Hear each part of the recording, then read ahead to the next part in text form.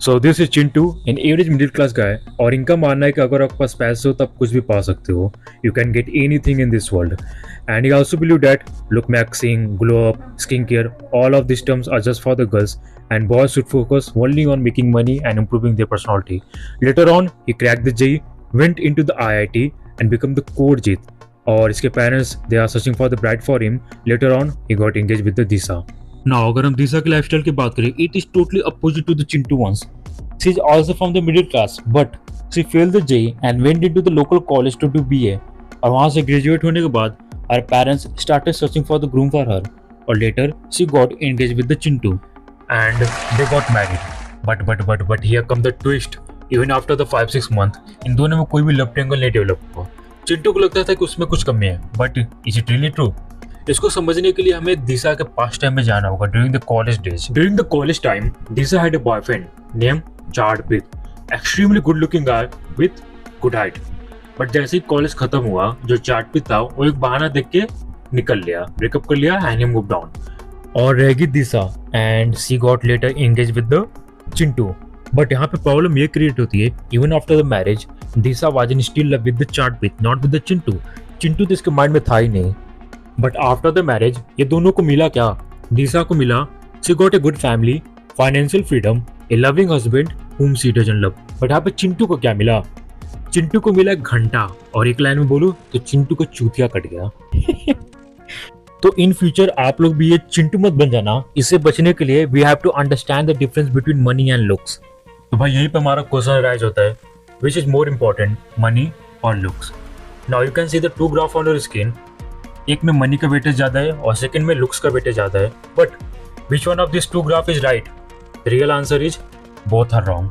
अब यहाँ पे ये समझने के लिए कि which is more important, money और looks, we have to study the life span of Rohan. यहाँ पे इनकी लाइफ का 3 फेज लेंगे हम लोग, teenage, 30s and after the 40s.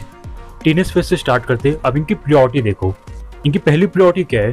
He wants to look best in his class, want to impress his crush by getting a new haircut. And third क्या है हमारा? एक PS5. 30s में इनकी क्या प्रायोरिटी है? He wants to get highest placement और a good job. Second क्या है? High income.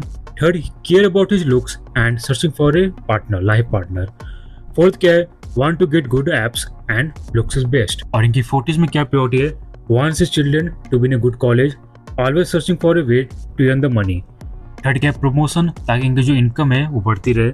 फोर्थ है don't want to be fat. आप ये तीनों फेस में इनकी आपने एक चेंजेस नोटिस किया होगा. जैसे जैसे इनकी एज बढ़ रही है, जो मनी का वेटेज है वो बढ़ता जा रहा है. टीनेज फेस में क्या था? यहाँ पे बस इनको एक मनी से रिलेटेड क्या चाहिए था? PS5. 30s में क्या? मनी से रिलेटेड क्या चाहिए था इनका? एक गुड जॉब, हाई इनकम. मतलब पहले से इनकी जो प्रायोरिटी थी मनी की वो बढ़ गई और जो लुक्स की प्रायोरिटी थी वो घट गई. And after the 40s he wants his children to study in the good college which required money, always searching for ways to earn the money which required money. और थर्ड प्रमोशन, ये भी एक money related है. यहाँ पे बस एक ही look का मंत्र है क्या?